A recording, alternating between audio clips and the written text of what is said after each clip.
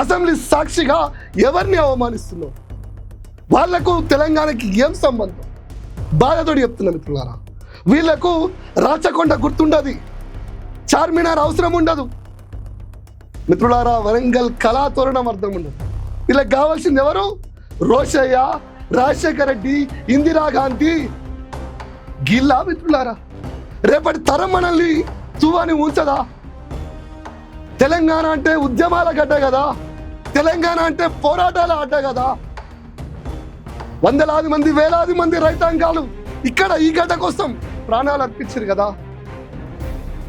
అణువు రక్తాలతో నిండిన నేల కదా.